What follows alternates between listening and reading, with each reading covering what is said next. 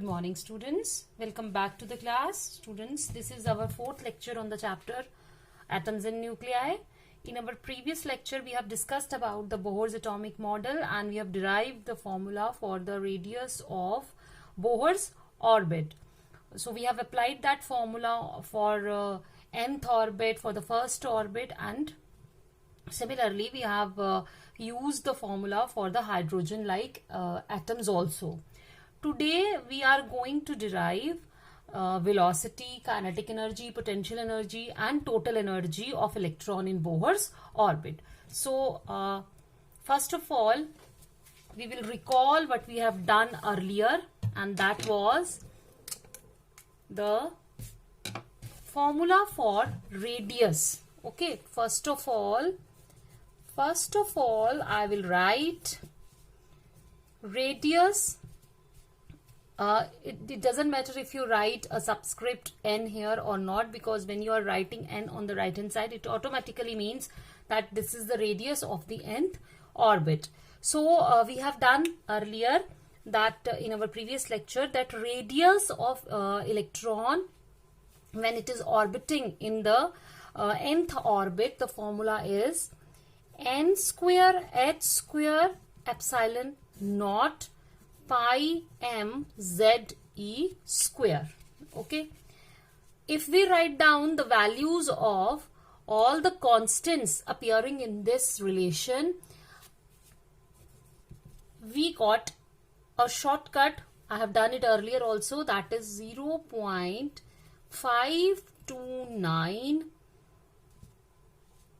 into this n square upon z angstrom. Please make a correction, all of you, because in the sheets that I have sent you for the last lecture, I wrote the value of epsilon 8.854 into 10 raised to power minus 12, but I have written by mistake it was done. I have written the units of epsilon wrong, so it was coulomb square per Newton meter square. So please make it a correction. It has been done unintentionally, वो by mistake हो गया है वहां पर. So this is the shortcut which we got for radius. ठीक है, radius of the nth orbit. So for z equal to 1 for hydrogen and n equal to 1 for innermost orbit, what we got, that is r is equal to 0.529 angstrom, and this is equal to AO. This is Bohr's radius. ठीक है, ये तो था जो मैंने उस दिन आपको करवाया था. This was all, ये जो है, this is all recapitulation or what we have done in our last lecture. Now I am going to start how to derive the velocity of electron. ठीक है, this is all for the part we have already done, and for finding क्या करेंगे अब हम, for finding the velocity of electron, जैसे हमने इसमें shortcut ढूंढ लिया ना रेडियस का 0.529 into N square upon Z, because ये वैल्यू लर्न करना इज लिटिल बिट डिफिकल्ट. ठीक है, वैसे तो आपको जहां ये यूज करनी है वहां ये लगानी भी पड़ेगी, बट फिर भी इसका एक शॉर्टकट हमने ढूंढा है. वैसे ही हम वेलोसिटी में भी वी विल फाइंड आउट कोई हम इसका एक शॉर्टकट बनाएंगे. For finding the velocity of electron in Bohr's orbit, we will make use of Bohr's quantization condition. Quantization condition, and what was that quantization condition? I believe if you have gone through the previous lecture, you all must be knowing that what is quantization condition. Quantization condition was that an electron would revolve only in the energy levels where the angular momentum is an integral multiple of h upon 2 pi. Is it clear? Means mvr is the angular momentum and it is equal to nh upon 2 pi. This I have done in detail in my last lecture. Okay, now we will substitute the value of r in it, this value, and it will be n square h square epsilon naught pi m z e square is equal to nh upon 2 pi. यहां मैंने क्या किया है, मैं यहां लिख रही हूं substituted the value of r. ये मैंने यहां से r की वैल्यू उठाई, इसीलिए मैंने यहां पे टॉप पे लिखी है, यहां से उठाई और यहां पर लगा दी. नाउ जो जो कटता है वो काटते जाएंगे. पाई कैंसल्स आउट, यहां से m और m कट गया, एक n एक h ये कट गया, और कुछ कटने लायक है? No. Now we will get the formula for velocity. वो क्या आएगा? That will be z e square. यहां से v अपनी जगह रहेगा, एक nh जो थे वो चले गए, और क्या गया साथ में? एप्सिलॉन, और 2 यहां पर पहले से प्रेजेंट था. तो ध्यान से देखो कैसे आया. v अपनी जगह पे रहा लेफ्ट हैंड साइड पे, यहां से z e स्क्वायर ऊपर चला गया, n h एप्सिलॉन नॉट यहां बचा था वो यहां चला गया, 2 यहां पर पहले से था. This is your formula for velocity. ठीक है.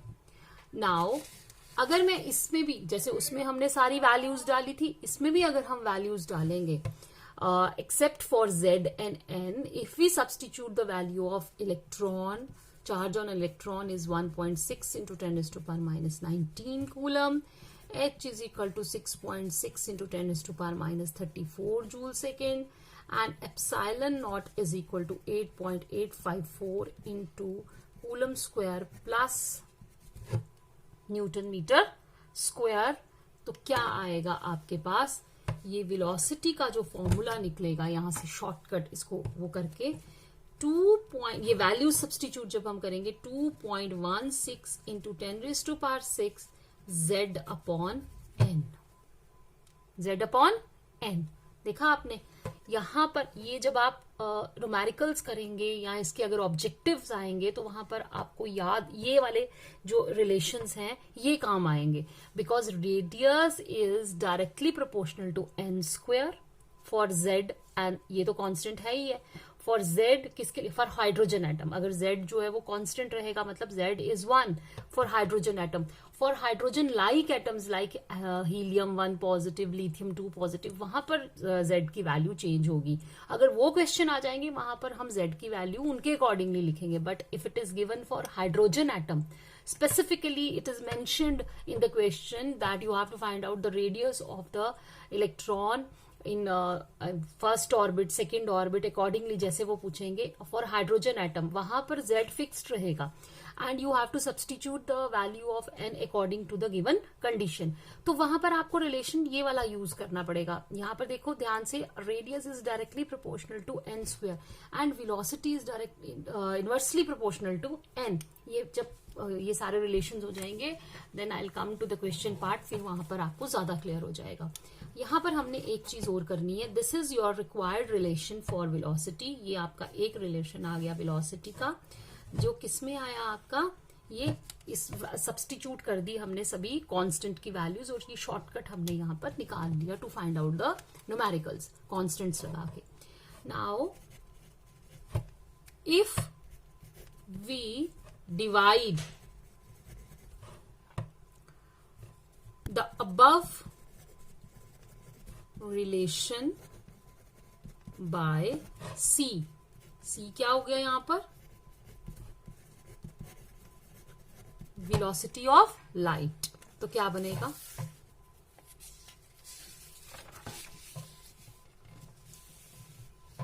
then it will become v by c is equal to 2.16 into 10 raised to power 6 upon c into z upon n. ठीक है. नाउ यहां पर हम इस c की वैल्यू लगा लेंगे. ठीक है, this will come out 3 into 10 raised to power 8 into z by n. And if हम इसको डिवाइड करें, it will be 1/137 into z upon n. ठीक है, for hydrogen atom z is equal to 1 and for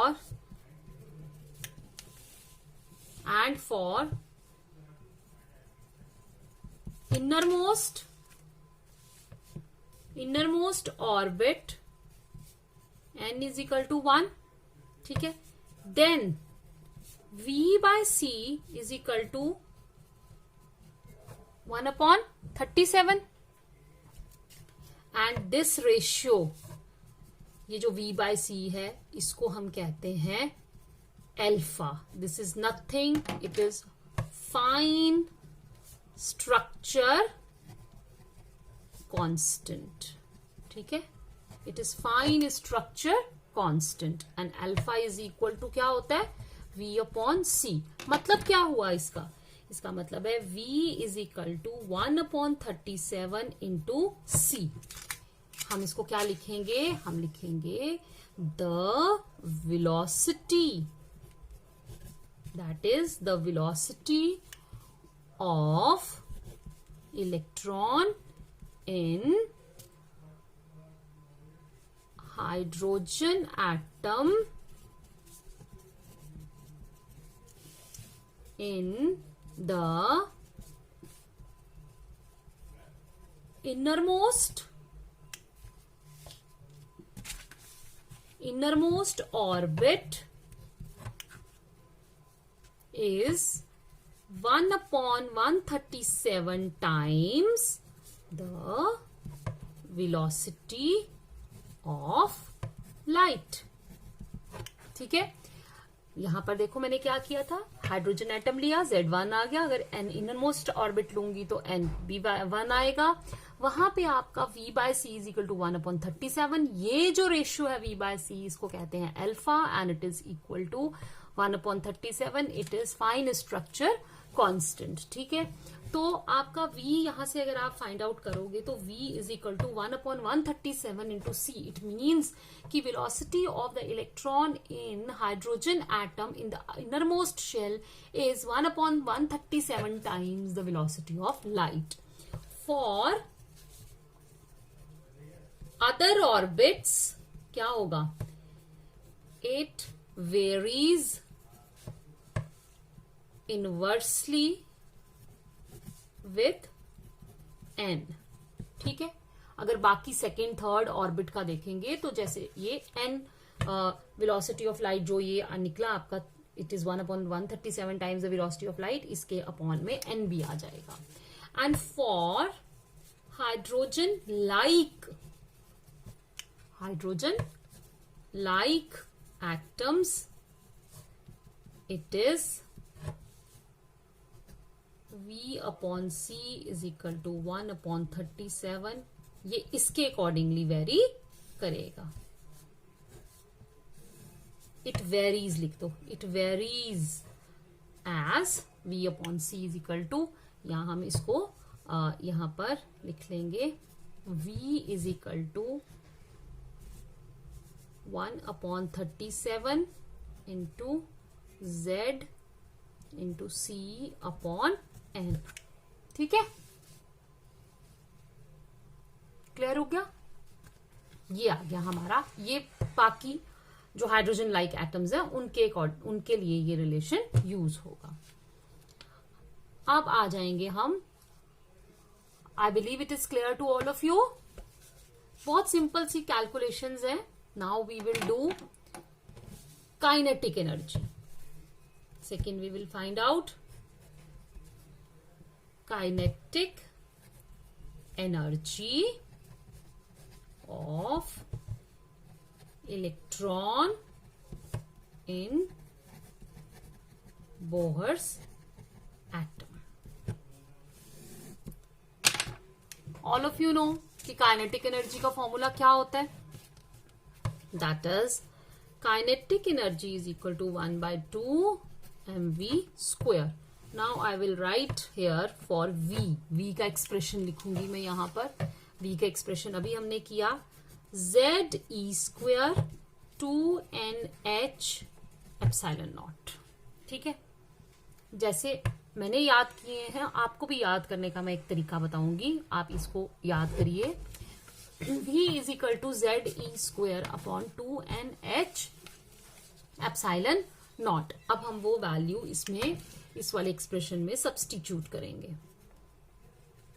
ठीक है, आपके पास आया ZE square 2NH epsilon naught इसका स्क्वायर. तो आपकी वैल्यू क्या निकली? That is 1/2 m z square e raise to power 4 n square h square epsilon naught square. ठीक है, इसको हम थोड़ा सा अरेंज करके लिख लेंगे. It is 1/8 m z square e की power 4 n square h square epsilon naught का स्क्वायर. ये मेरे पास निकल गई काइनेटिक एनर्जी की value. Clear? Now we will move on to potential energy.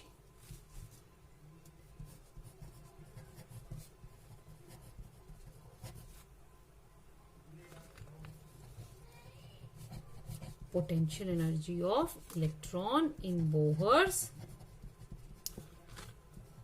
atom. ठीक है, ये मैं अभी हम टोटल एनर्जी करेंगे तभी हम Z की वैल्यू सब्स्टिट्यूट करेंगे, अभी नहीं करेंगे.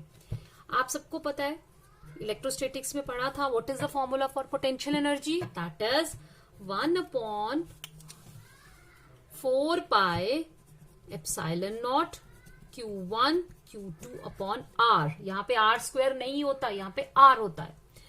तो Q1 यहाँ पर है -E एंड Q2 कितना है प्लस ZE, बिकॉज Q1 हो गया हमारा इलेक्ट्रॉन और Q2 हो गया न्यूक्लियस. उन्हीं दोनों के बीच में फोर्स ऑफ अट्रैक्शन है जिसकी वजह से पोटेंशियल एनर्जी है, क्योंकि ये जो पोटेंशियल एनर्जी है that is electrostatic potential energy here. ठीक है, तो आप वैल्यूज लगाएंगे तो पोटेंशियल एनर्जी हमारी निकल जाएगी यहां से 1/4 pi epsilon not -E ZE upon R की वैल्यू लगाएंगे अब हम यहाँ पर. ठीक है, आपको पता है मैं यहाँ पे साइड पे R का एक्सप्रेशन लिख देती हूँ, ये आपको बार बार ये लर्न करने हैं. इसमें n square h square epsilon not. ठीक है, पाई m z e स्क्वायर. अब हम ये वैल्यू यहां सब्स्टिट्यूट कर देंगे, वो आएगी n square h square epsilon not upon में क्या आया पाई m z e स्क्वायर.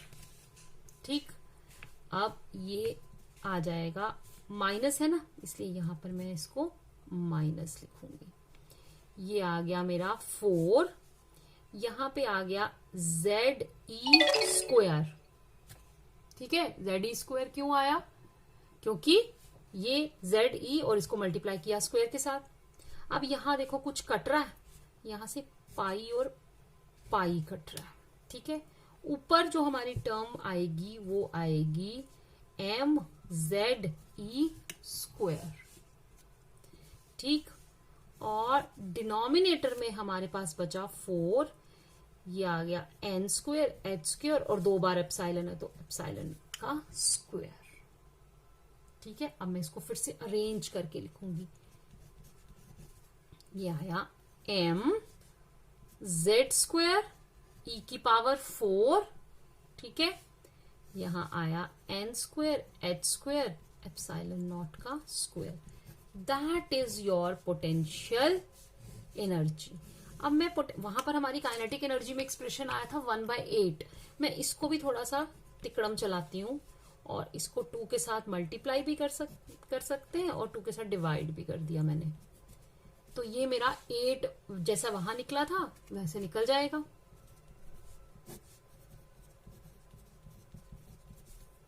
ये आ गया मेरा किसका एक्सप्रेशन? पोटेंशियल एनर्जी का. ठीक है, तो अगर आप पिछला पेज देखो जहां हमने काइनेटिक एनर्जी निकाली है, तो what is kinetic energy? Is same 1/8 mz² e⁴ 8 n² h² ε0 का स्क्वायर। ठीक है, अब आपको मैं एक ट्रिक जो है वो छोटी सी बताती हूँ। क्या है, रेडियस जब आप करने लगेंगे, यहां से देखो, रेडियस जब आपने निकालना है उसमें n² h² ε0 न्यूमरेटर में आएगा और एनर्जी में n² h² डिनोमिनेटर में आएगा। ठीक है, वेलोसिटी में NH ε0 2NH ε0 डिनोमिनेटर में आएगा, क्योंकि kinetic energy square of velocity, तो यहां पर ऑब्वियसली n² h² ε0² ही आएगा, क्योंकि वेलोसिटी का जब हम स्क्वायर करेंगे, अगर वेलोसिटी का यहां देखो, वेलोसिटी का एक्सप्रेशन क्या है, ये मैंने लिख दिया रेडियस, ये आ गई आपकी वेलोसिटी। वेलोसिटी क्या होती है, उसमें ऊपर ZE² आ जाएगा, ये जो नीचे है ये ऊपर चला जाएगा और नीचे आएगा 2NH ε0। ठीक है, अगर आप काइनेटिक एनर्जी देखोगे तो बिल्कुल आपको समझ आ जाएगा कि हमने इसका स्क्वायर करना है। इसमें m आ जाएगा, एक एडिशनल टर्म mz² e⁴, ये 1/2 फॉर्मूले का, इसका 4 1/8 n² h² ε0²। ठीक है, तो ये कुछ चीजें हैं जो आपको प्रैक्टिस से आएंगी, आपको लर्न करके आएंगी। उसके बाद हमने फाइंड आउट करनी है now total energy of electron in Bohr's atom. तो बताओ, टोटल एनर्जी किसके बराबर होती है? जब भी हमें टोटल एनर्जी निकालनी है, total energy is the sum of kinetic energy plus potential energy.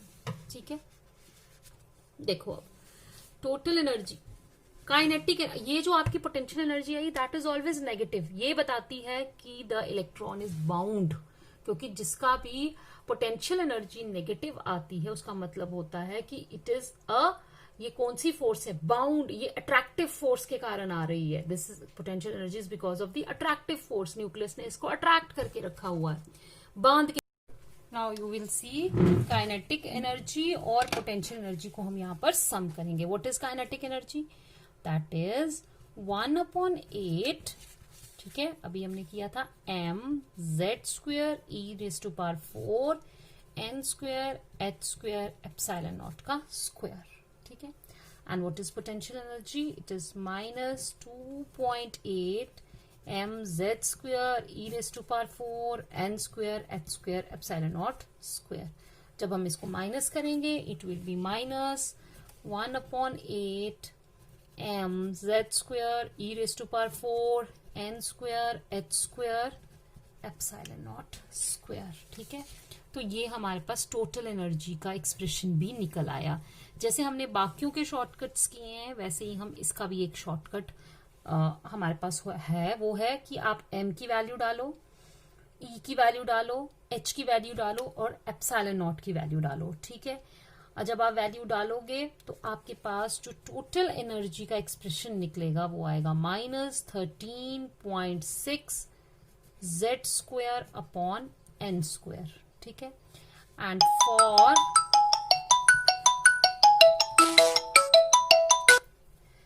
For hydrogen atom Z is equal to किसके बराबर आएगा? 1 के। तो वहां से आपके पास टोटल एनर्जी कितनी निकली?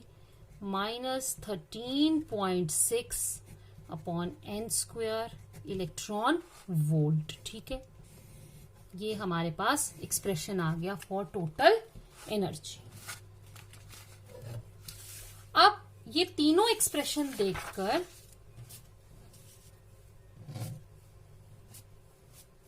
हम एक चीज कंक्लूड कर सकते हैं। It is concluded from the above expressions of kinetic energy, potential energy and total energy that potential energy, देखो पोटेंशियल एनर्जी क्या है, potential energy is -2/8 and kinetic energy is 1/8, ठीक है, बाकी एक्सप्रेशन सेम है। तो potential energy is -2 times kinetic energy and it is equal to, अब total energy देखो क्या है, -1.8, वो काइनेटिक एनर्जी के बराबर ही है। ये देखो है वो काइनेटिक एनर्जी के बराबर, ये काइनेटिक एनर्जी के बराबर, मगर साइन जो है वो नेगेटिव है, ठीक है। ये देखो टोटल एनर्जी निकली हमारी -1/8, बाकी एक्सप्रेशन वही सेम। काइनेटिक एनर्जी 1/8, बाकी एक्सप्रेशन सेम। तो टोटल एनर्जी और काइनेटिक एनर्जी जो है वो आपस में मैग्नीट्यूड बराबर है, उनका साइन ऑपोजिट है, ठीक है। तो पोटेंशियल एनर्जी जो है दैट इज ट्वाइस ऑफ किसके, total energy and -2 of kinetic energy. तो मैं यहां पर एक एक्सप्रेशन लिख दूंगी कि potential energy is -2 KE is equal to 2 total energy, ठीक है। तो ये आपका ऑब्जेक्टिव्स में काम आता है कि potential energy, so we have found out that potential energy is -2 times kinetic energy and it is equal to 2 times total kinetic energy, ठीक है। एंड काइनेटिक एनर्जी इज, यहां पे हम लिख सकते हैं and kinetic energy is minus total energy, ठीक है। सम इंपॉर्टेंट पॉइंट्स हम यहां से देखेंगे, सम इंपॉर्टेंट पॉइंट्स। क्या इंपॉर्टेंट पॉइंट्स हैं? सबसे पहले तो आपने देखा कि total energy is negative. It means, इसका मतलब क्या होता है? It means that electron is bound to the nucleus, bound to the nucleus, ठीक है। Total energy is negative means the electron is bound to the nucleus. It cannot leave the atom as it is bound to the nucleus by an attractive force, ठीक है। वो attraction की वजह से उसको attract किया हुआ है न्यूक्लियस ने, इतनी एनर्जी उसको चाहिए जितनी कि उस एनर्जी लेवल की है, तब जाके इलेक्ट्रॉन उस स्टेट को छोड़ सकता है, ठीक है। सेकंड आ गया आपके पास एनर्जी का फॉर्मूला, -13.6/n² इलेक्ट्रॉन वोल्ट, ठीक।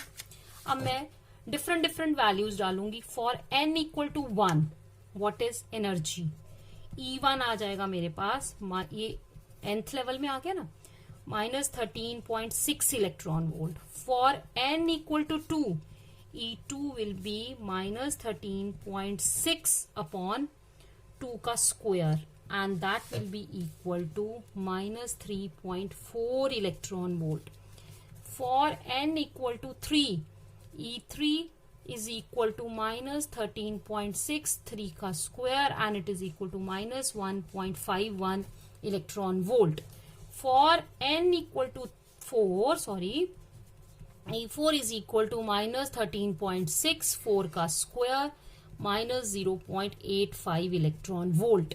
And for n equal to 5, E5 is equal to -13.65 का square and it is equal to -0.54 electron volt. These are the energies जिसके साथ ये इन स्टेट्स में क्या होंगे, बाउंड होंगे। तो मैं आपको एक डायग्राम बनाती हूँ, ठीक है। ये आ गया मेरा n equal to 1। n equal to 1 में जो एनर्जी है वो कितनी है, 13.6 इलेक्ट्रॉन वोल्ट। इसको हम बोलेंगे ग्राउंड स्टेट। ये क्या आएगी हमारी, ग्राउंड स्टेट, ठीक है। दिस इज 13.6, ये एनर्जी हमारी कितनी है, 13.6 n इक्वल टू 1 के लिए। अब बहुत सारा गैप है n इक्वल टू 1 और n इक्वल टू 2 में, यानी कि ये कितनी है, -3.4। तो हम यहां चले जाएंगे कहीं, ये आ गई मेरी, दिस इज 3 -3.4 इलेक्ट्रॉन वोल्ट, और ये आ गई n इक्वल टू 2 के लिए। फिर इसके ऊपर आएगी n इक्वल टू 3 के लिए -1.51। फिर थोड़ा सा इसके पास ही आ जाएगी n इक्वल टू 4 के लिए -0.85, ठीक है। फिर आ गई इसके और पास आ जाएगी n इक्वल टू 5 के लिए -0.54, और इसके थोड़ा सा ही ऊपर हमारा जीरो एनर्जी आ जाएगी। This is zero and these are the unbound states. इनके ऊपर कोई बाइंडिंग नहीं है। ये जो नेगेटिव एनर्जीज दिखा रहे हैं ये बता रहे हैं कि न्यूक्लियस ने इनको इतने टाइटली इतनी एनर्जी के साथ इसको बाइंड करके रखा हुआ है। अगर this is the ground state -13.6 electron volt, ये ग्राउंड स्टेट की एनर्जी है। This is your first excited state, this is your second, ये हो गई थर्ड, दिस इज उसी तरीके से fourth, and this is fifth, ठीक है। अब देखो क्या होता है, जितना ये अंदर है उतनी ये नेगेटिव एनर्जी ज्यादा है, मतलब जितना ये न्यूक्लियस के पास है। ये मैं थर्ड पॉइंट में कंक्लूड करती हूं। The more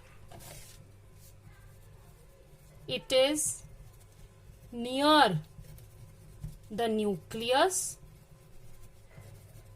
the more negative energy it has। more negative energy का मतलब क्या हुआ? less energy। क्या हुआ? less energy। and when it moves away from the nucleus, यानी कि जैसे नंबर ऑफ ऑर्बिट्स बढ़ते जाते हैं, ये तो ग्राउंड स्टेट थी, यहां पर सबसे ज्यादा टाइटली बाउंड है, इसको निकालना बहुत मुश्किल होता है बिकॉज इसको न्यूक्लियस ने कितनी एनर्जी के साथ होल्ड करके रखा हुआ है, -13.6 इलेक्ट्रॉन वोल्ट। अगर आपको इनर मोस्ट ऑर्बिट से इलेक्ट्रॉन को निकालना है तो you need +13.6 electron volt energy जो इसको वहां से खींच सके। And when it moves away from the nucleus, the energy associated with the orbit and so with the electron in that orbit becomes less negative, ठीक है। मतलब यहां पे हम लिखेंगे इलेक्ट्रॉन हैज लेस, कौन सी? लेस एनर्जी बाहर आने के लिए। यहां पे जैसे जैसे आप दूर चलते जाओगे वैसे वैसे उसकी एनर्जी जो है वो लेस नेगेटिव होती जाएगी। It means it has more energy, उसके पास ज्यादा एनर्जी है, ठीक है।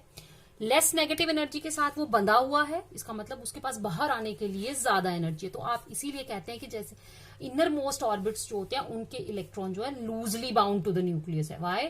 दे are bound but they are loosely bound. Bound मतलब वो कि जैसे आपने फिफ्थ ऑर्बिट में देखा, they are bound with an energy of -0.054, ठीक है। हम यहां कह सकते हैं कि they are bound with an energy of 0.54। मतलब अगर उनकी एनर्जी -0.54 है तो माइनस साइन अपने आप में इंडिकेट कर रहा है कि द एनर्जी इज बाइंडिंग, मतलब उसने उसको बाइंड करके रखा है।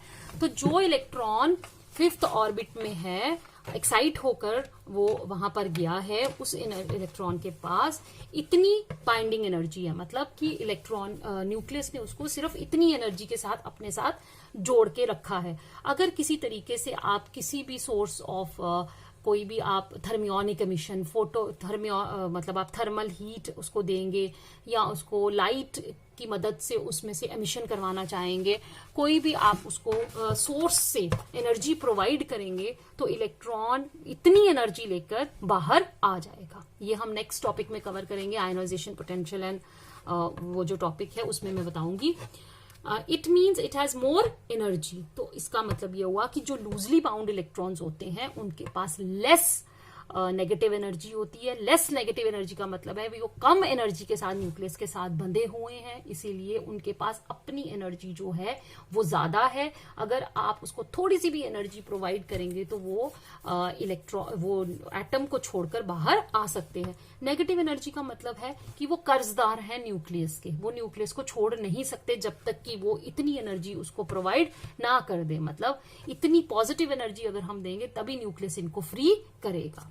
ठीक है, और अब हमारा लास्ट पॉइंट यहां रहता है कि फॉर हाइड्रोजन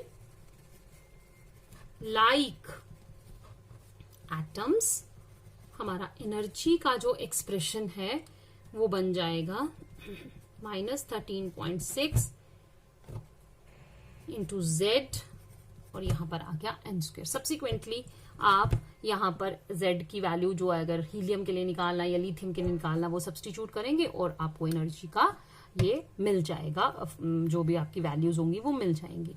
अब जो आपने यहां से कंक्लूड किया वो क्या, मैं फॉर हाइड्रोजन मैं वो लिख रही हूं छोटा सा, फॉर हाइड्रोजन मैं बाद में भी कराऊंगी, radius is directly proportional to n²। ठीक है, velocity is inversely proportional to n and energy is inversely proportional to n²। ये मेरे तीन जो एक्सप्रेशन, जो तीन ये जो चीजें हैं ये बहुत काम आने वाली हैं to solve the objectives not only during your board exams but for your competitive exams also। वहां पर ये शॉर्टकट्स होते हैं। तो आई होप आई बिलीव आपको आज का लेक्चर समझ में आया होगा। बच्चे जब तक आप प्रैक्टिस नहीं करोगे आपको चीजें अच्छे से नहीं आएंगी, समझ में नहीं आएंगी। जब समझ में नहीं आती है तो इंटरेस्ट भी नहीं बनता है, जब इंटरेस्ट नहीं बनता है तो हम लोग नहीं करते हैं। तो अगर आपने अभी ये छोड़ी तो अगर 12th के बाद आपको किसी भी एंट्रेंस एग्जाम में के लिए क्वालिफाई करना है तो वहां पर आपको ये सारा करना पड़ेगा। नो डाउट इस बार आपको रिलैक्सेशन है कि you have to prepare only the 70% syllabus, और आप सोचोगे कि हम ये चैप्टर, कोई भी चैप्टर, ये नहीं कोई भी चैप्टर हम छोड़ देते हैं, वो चैप्टर अभी छोड़ोगे आप वो बाद में आपको दिक्कत देने वाला है। तो प्लीज माइंड इट। तो ये आप लेक्चर जो है अच्छे से इसको फॉलो कीजिए, गो थ्रू कीजिए। अगर कोई डाउट होती है तो मुझे बताइए, मुझे कॉल करिए, मुझे व्हाट्सएप करिए, I will solve your query. So thank you, stay home, stay safe.